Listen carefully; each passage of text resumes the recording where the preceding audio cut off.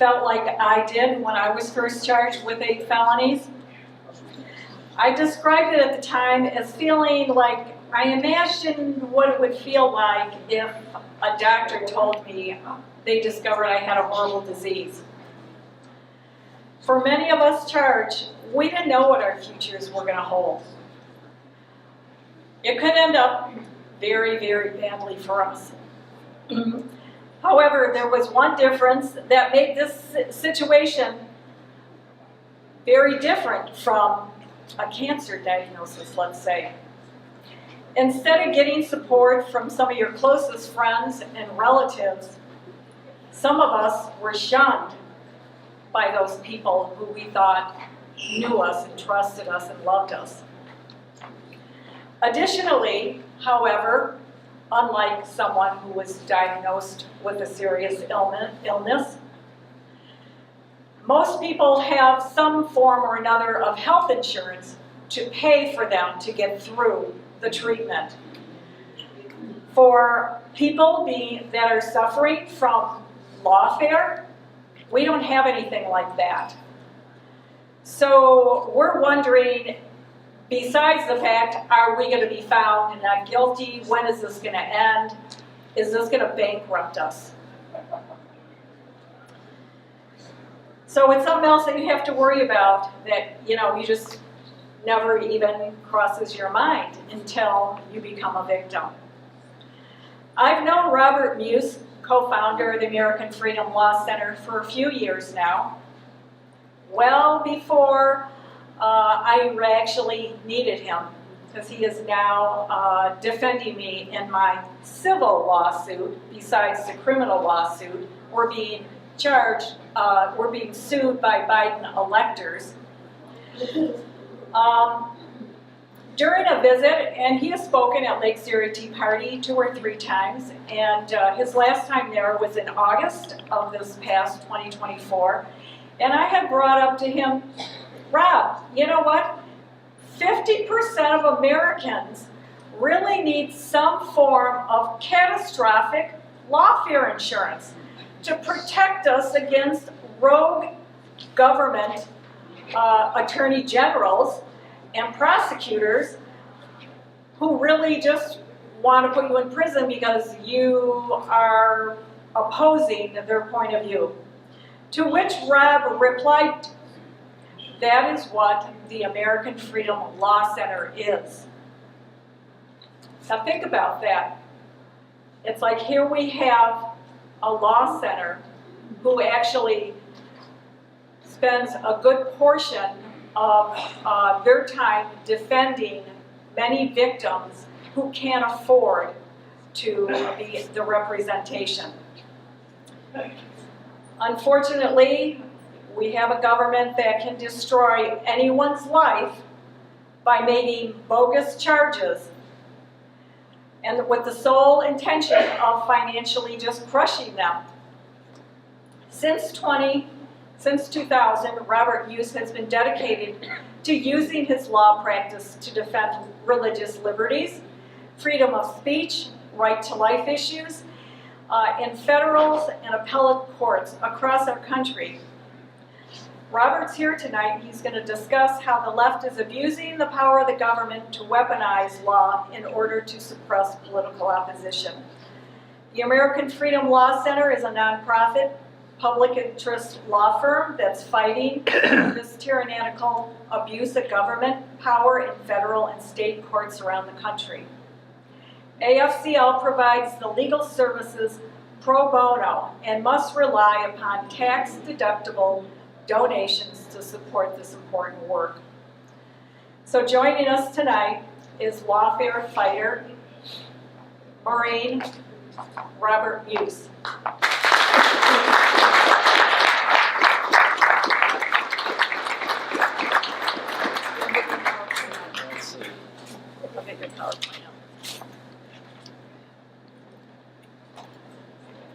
Is PowerPoint?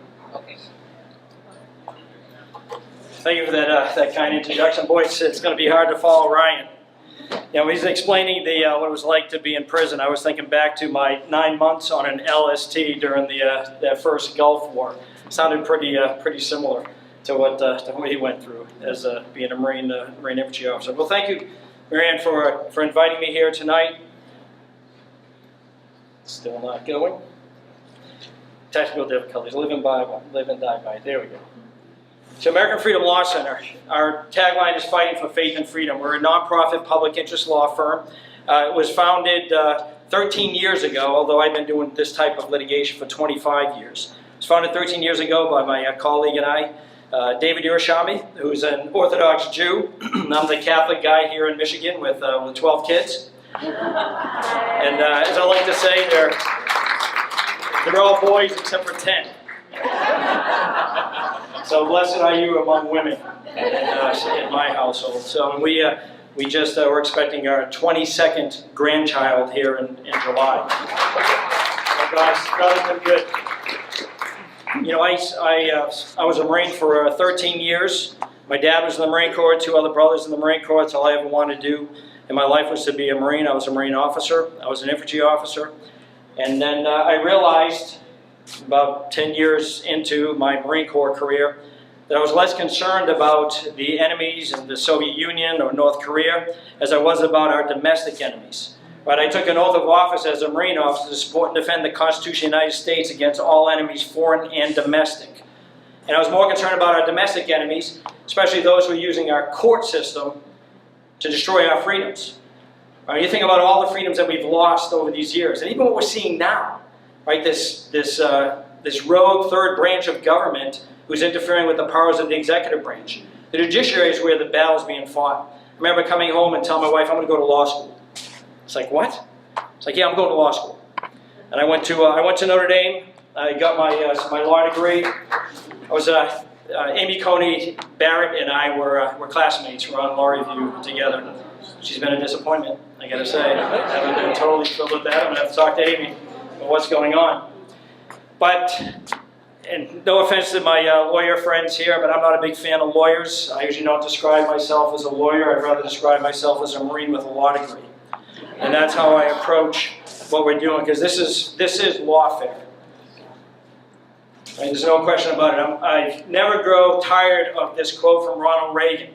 Right? Freedom isn't just handed down through the bloodstream. It must be fought for and protected so we can hand it off to our kids. Right? If we don't fight for these freedoms, they're like exercising your muscles, right? They're going to atrophy. We got to fight. It's the bottom line. And you know, our biggest threat right now is government. It has been government. Hopefully, with this, this change of the guard, we're going to see it going in a different direction. But the weaponization of government and lawfare has to stop. First case, I got several cases I just want to talk to you about so you can see what's actually what's going on. And this is just a small sampling of the cases we're handling. And as Marion mentioned, we handle all our cases pro bono. So we don't charge a penny for our legal services. So I've been doing this for 25 years. I've literally argued cases from the Supreme Court in Massachusetts to federal court out in Honolulu, Hawaii. I've got cases in Idaho. I've got cases in Ohio. I've got plenty of cases here in Michigan. We're all over the country. This case, the so-called Michigan fake electors case, right? This is as Marion mentioned, they're being prosecuted criminally for creating basically an alternate slate of electors, but they've also been sued civilly by several Biden electors. It's my privilege. I'm representing Marion, Amy, Rose, and Hank, and I know Amy's here tonight, and obviously Marion's here, but I guess Hank and Rose couldn't make it tonight. Just give you an idea. If I ever brought this lawsuit, I'd be disbarred. Never mind being kicked out on a frivolous lawsuit. I just know these are the claims that they're bringing.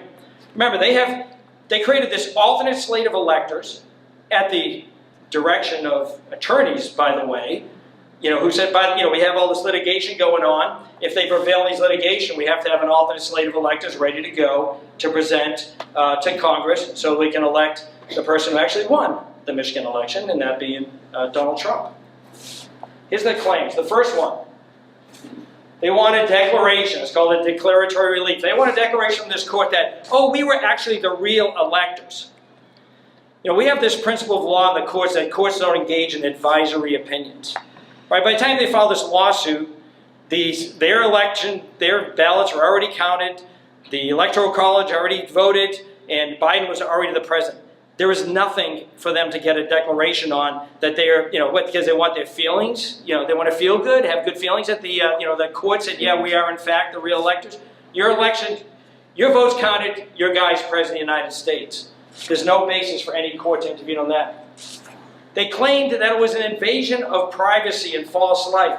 By submitting this alternate slate of electors, they were somehow implying that the other electors were false electors and were doing something wrong, so that's casting them in a false light. I mean, it's absolutely absurd that this would somehow be a tort. It has to be, publicly proclaimed, and it has to be something that would be objectionable or intrude upon some issue of privacy. When you're an elector, that's a public office, right? There's no invasion of privacy because they created an alternate slate of electors. I mean, it's absolutely that absurd. You don't have to be a lawyer to see how absurd that was. Conversion. It's even getting worse. They said on conversion, they said, well, by just preparing these alternate slate of electors, you tried to convert property that we owned. But what property do you own? You don't have any property rights in a public office. I mean, there's a legion of cases that make that particular point. These are the claims, and then they threw in a conspiracy at the end. Right? Well, in order to have a conspiracy, you have to conspire to do something wrong. These claims are so patently frivolous. We have pending a motion for summary disposition and for a request for attorney's fees. When we argue that case in February, I think, somewhere around there, and we're still waiting for the judge. I mean, this thing should be over. Should have been over, a year ago. This is what we're dealing with, and they can get away with this. And the judge in Grand Rapids, Kent County, is allowing this to proceed. I mean, this thing, the decision needs to come down right now and get rid of it. It's absurd. Misha, we need to replace this lady pretty quick, and I tell you, that guy's got my vote. And I'm not speaking as AFLC, I'm speaking as Robert Davis Marine. I'm voting for this guy. We have a lawsuit against the Attorney General, Dana Nessel. We filed it in 2019. We filed it on behalf of, this is how long this stuff takes. It's crazy. It's crazy. We had a motion for summary judgment that has been pending for 4 years. And every year on the anniversary, I'd file a notice with federal court, a conservative judge. I'd file a notice every year, notice of pending action. Finally, after notice of pending action for 4 years, he's like, okay, let's have oral argument on June 2nd. So I argued this case last Monday before the judge. We sued Dana Nessel. I got a call one day in February of 2019 from the Detroit News. And the Detroit News said, so do you have a response to Dana Nessel's public proclamation that she's going to go after every one of those hate organizations in Michigan, designated a hate organization by the Southern Poverty Law Center, since we're top on the list of that list by the Southern Poverty Law Center? I said, oh, she is? I went and took a look at what she said. She said she's going to shut us down. She's going to come after us. All the word tackle, go after, investigate. And so I said, I'll tell you how I'm going to respond. I sued her. And so we sued her about a week later. And the judge they filed a motion to dismiss, and he denied their motion, wrote a great opinion. I mean, it was a fantastic opinion. We went through a year of discovery, filed then our motion for summary judgment. I showed up for court, waiting 4 years to argue this thing. I show up in court, and it's like, this judge was the most hostile judge. I'm like, who is this guy? I had to quote him back from his own opinion, saying, Judge, you even said this opinion, if these allegations are proven, then we should get the relief requested. Well, guess what? We proved those allegations. Here's the deposition testimony. Here's the exhibits. We went through it all. There's a dirty little secret that probably most people don't know, and this is particularly the case with federal judges. They have a turnover of law clerks. I've seen this. This isn't the first time this happened to me, where you get an opinion, an early opinion on a motion to dismiss. The law clerks do a lot of the writing for the judges. And then all of a sudden, 2 years later or so, they change over the law clerks, and you get somebody that doesn't like what you're arguing, and everything just changes, like a switch. And it was shocking. I mean, I was fully expecting to be all over the Attorney General. Even with their main witness, their 30B6 witness, not to get into the weeds, who was testifying on behalf of the Attorney General's office, I mean, she lied straight up. She testified in a deposition, I took her deposition, that, the hate crimes organization does not investigate organizations, only individuals. So I had to pull out an affidavit that she did 2 years earlier when Church Militant, who was on the Southern Poverty Law Center's list, was being investigated by the Hate Crimes Unit, and she said in there, we can't turn over the information about Church Militant because you're under investigation, so we're going to exercise a law enforcement exception. But they don't investigate organizations, but yeah, they do investigate organizations. It's crazy. You know what? And I tell my clients this all the time. And quite often in the district court, especially here in Michigan, I say you got to hold your nose and wait till we get up to the Sixth Circuit. I have far more success in courts of appeals in these cases. But I tell them, you know what? The way you stand up to a bully is you got to punch him in the face, right? And sometimes you don't necessarily win because you got to rely on the judge to make the decision, the right decision. And my wife, she's like, you're always such an eternal optimist. It's like, yeah, every case I file because I should win it. But we don't. And that's because the judges don't know the law. It's just the way it goes. These things are political. If it's just blind justice, what's all this issues with these confirmation hearings for these federal judges in the Supreme Court, right? If it's just a matter of are they qualified? Of course not. They're political appointees for a reason. Right? We see it. How many times you say, well, is it a Trump judge or is it an Obama judge? You can figure out who appointed them, and you probably have an 80% chance of resolving what the case is, particularly the types of cases that I bring. But sometimes you just punch the bully in the face and they stop. Right? And so that's what I tell my clients. Sometimes we may not necessarily win this little battle, but we're going to win the war because we're going to make them bleed for doing the stuff that they're doing to you. Right? So we fight back, and we fight back hard. There's another case. This one was actually out of Ohio. Red Rose Rescue is a pro-life organization here in Michigan, but they do things across the country. Monica Miller, who was supposed to come here tonight, I was hoping she would. She runs the Citizens for a Pro-Life Society. This was a case brought by Merrick Garland in his Attorney General's office. It was involving these Red Rose Rescuers. They're pro-lifers. They did a peaceful trespass at an abortion center in the Northern District of Ohio. They were prosecuted for simple trespass. It was like a civil offense back in 2021.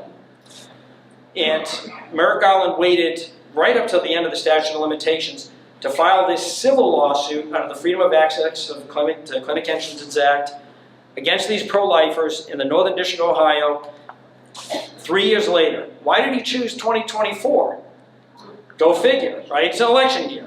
He wanted to show his base, look, we're tough on these pro-lifers. He realized that this was such a bogus, weak case that he only brought it civilly, because he wouldn't have to try to prove it beyond a reasonable doubt in the criminal would have been ridiculous. Basically, several pro-lifers walked into an abortion center and kneeled down and prayed, and that was it. Under face, even the civil and criminal elements are the same. You have to use force, threat of force, or intimidation. Nothing. They were sitting there praying. And then they left when the police brought them out, and that was the end of it. And yet he comes after them civilly. I represented Father Fidelis Moshinsky in this particular case, a Catholic priest who's a true hero. He was also arrested criminally for face. All of these, every one of the defendants in this case, civilly, they were also involved in criminal ones. They were all pardoned by President Trump. And then President Trump directed his Department of Justice to dismiss this civil lawsuit against all the pro-lifers. One little interesting caveat, though, is I don't like being on the defensive.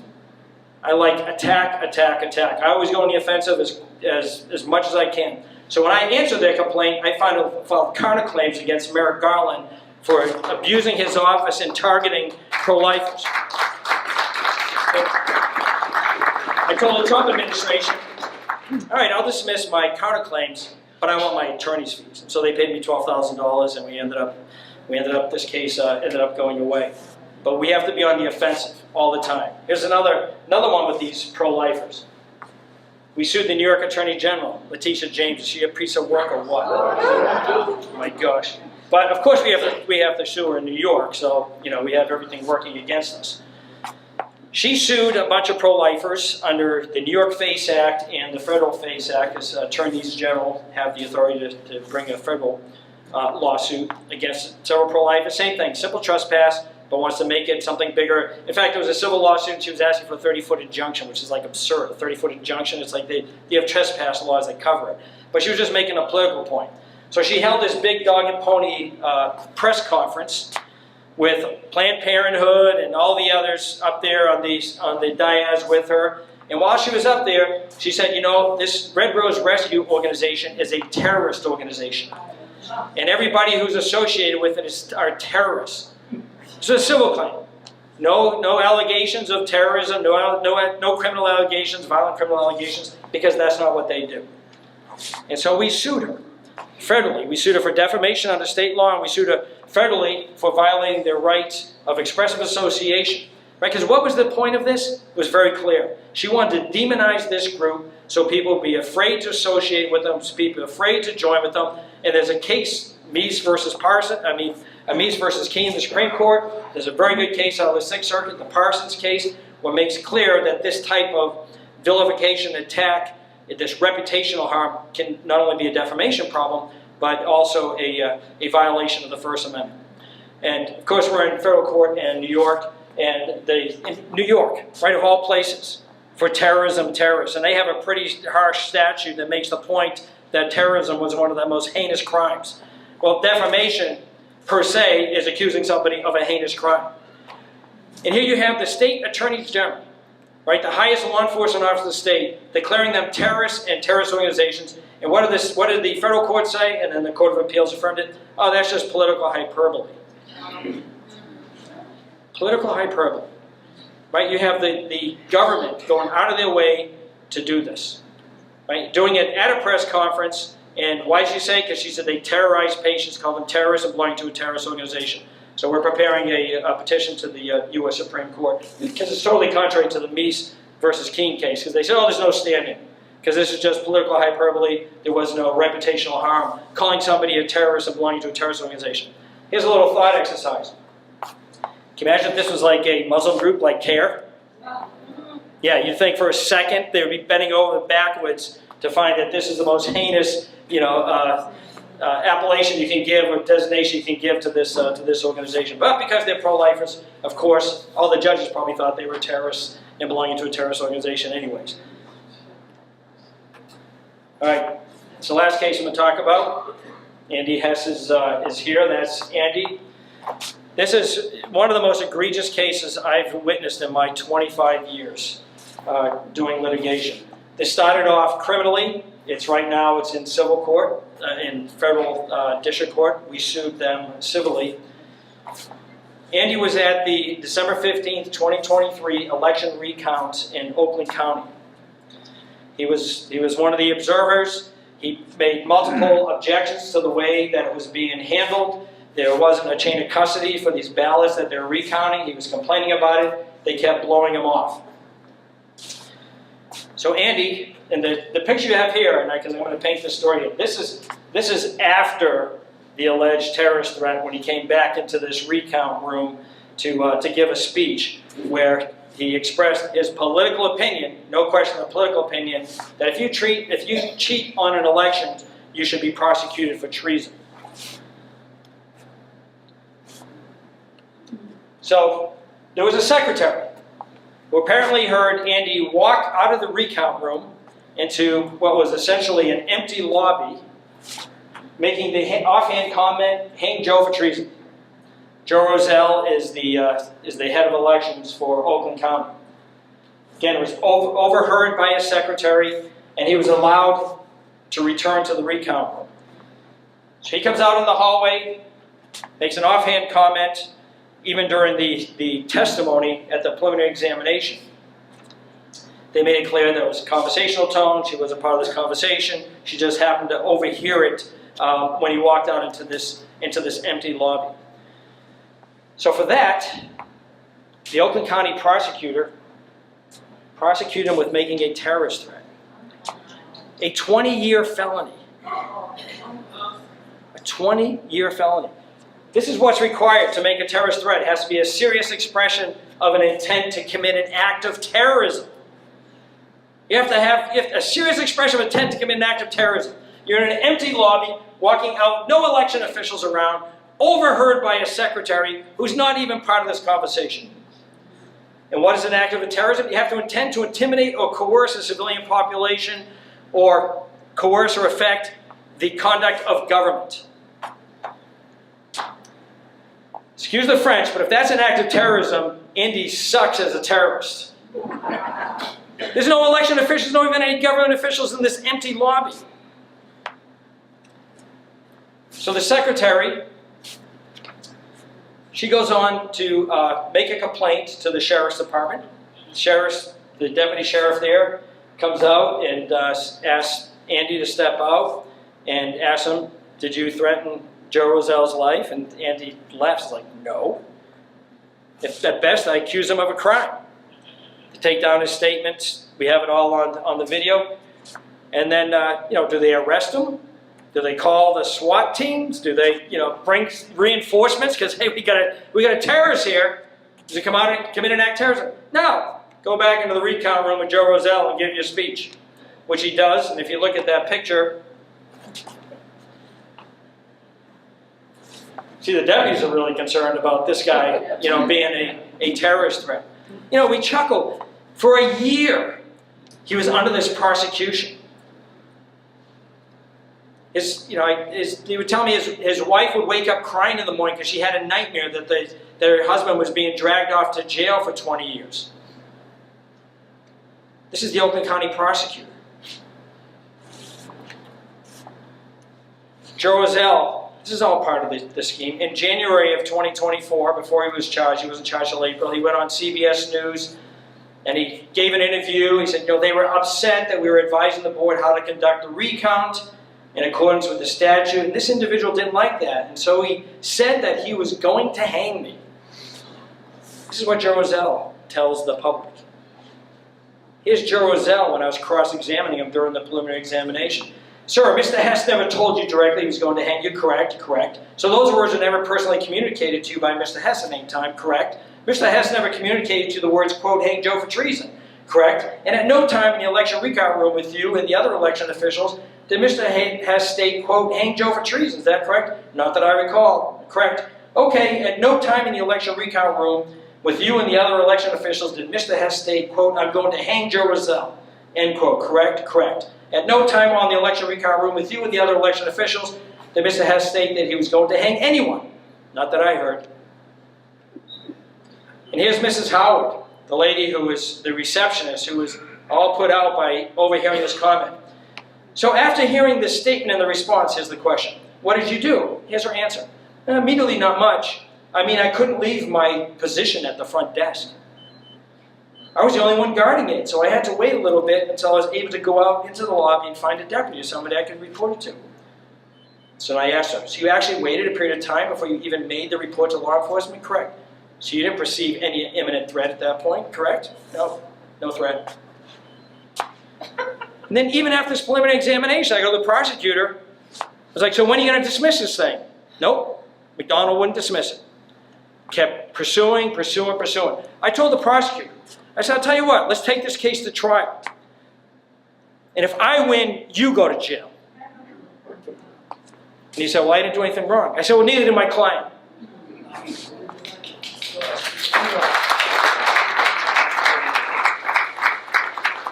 So of all things, while we're in the course of, our district court judge bound this over. It's like, where's the probable cause for this? It was absurd. She bound it over. We filed a motion to dismiss at the circuit court to quash the bind over. The judge didn't want to dismiss it for some reason. She remanded it so I could present more evidence, more testimony. It's like, hold on. This is their burden. I don't have a burden to do anything. I could sit there on my hands the whole time. They're the ones that have to demonstrate. Why are you remanding it for me to put testimony on? Unbelievable. Well, while this was in the process of remand, the Michigan Court of Appeals in February, I think it was February 13th, they held the statute unconstitutional. And so they struck it down. We immediately filed a motion to dismiss. They didn't want to dismiss. They just wanted to stay. Our district court judge didn't want anything to do with this case, so she dismissed it. And 5 days later, I sued them civilly. And we've got a preliminary injunction motion that's pending. Unbelievable. It just gives you the idea. And I think, the prosecutor, look, let's put some skin in the game here. If I win this thing, I want you to go to jail. If it's such, this is such a great case. You have such a great case against Andy for this nonsense. A 20-year felony for a year. He was on a PR bond. Thankfully, he wasn't in pretrial confinement. But he had to surrender all his weapons. Had to turn in his CPL. He couldn't travel out of the state. It's absurd. He tried during Christmas. He tried to get some extra money, work for an Uber type thing. They did a background check, and this felony charge came up, and he couldn't get a job. These things have consequences. Not to mention, his wife having nightmares, throughout the night that her husband's going to be put in jail. We need new prosecutors. We need a new attorney general. We need new county prosecutors. Just have to. One other thing. This is a part of the same statute, because the Michigan legislature was concerned that this statute would be used exactly the way it's being used against Andy, to prosecute speech. This is part of the same statute. Prosecuting agency shall not prosecute any person or seize any property for conduct presumptively protected by the First Amendment. It wasn't like there was gallows or ropes, or there was no imminent harm at all during that night. He was being prosecuted for pure speech, and the statute itself should have protected him. But nope, county prosecutor didn't care, and I can't seem to get a judge to read the law. Famous line from New York Times versus Sullivan, one of the premier First Amendment cases by the Supreme Court. It says, we consider this case against the background of a profound national commitment to the principle that debate on public issues should be uninhibited, robust, wide open, and it may well include vehement, caustic, and sometimes unpleasantly sharp attacks on government and public officials. First Amendment allows for that. Right? And you heard Ryan up here about, really, he was prosecuted for his speech at the end of the day. Interesting story. I got a call from a buddy of mine who was a platoon sergeant of mine back when I was an infantry platoon commander, and he was there at January 6th. And they used to call me Bob in the Marine Corps. He's like, Bob, do you remember we used to say if an attack's going really well, it's an ambush? This thing's an ambush. Something's going wrong here. And he was telling me this as he was witnessing what was going on January 6th. We need to protect the right to freedom of speech, right? Our founding fathers, in their genius, they gave us the First Amendment to peacefully revolt against our government, to speak our minds, to seek redress for grievances. And if that fails, which amendment comes next? Second. Yeah, for a reason. People always they hate to acknowledge the fact that, look, Second Amendment is, I'm a deer hunter, I love deer hunting, I love my guns, I need to protect my family. But our founding fathers understood that, sometimes things go really bad. And we need to have an armed citizenry, right? There's two things that tyrants always take away, right? The first thing they take away is speech, and they take away your guns. That's right. Right? And we need to defend those. We need to vote for people who can defend them. Thank you all for coming here. I know some of you have cards and things on your lap. If you can see it in your heart to support our work. Again, we're a 501c3. Everything we do, every case we take, we do it pro bono. And we have to rely on the generous donations of people who want to support us, who want to support our efforts to defend people like Marianne and Andy. There's Andy right there. Andy, stand up for a second with the hat on there. He's a fighter. And you know what? Fighters, they're gonna be targets. There's no doubt they're going to be targets. So thank you all for coming, and I see one hand up.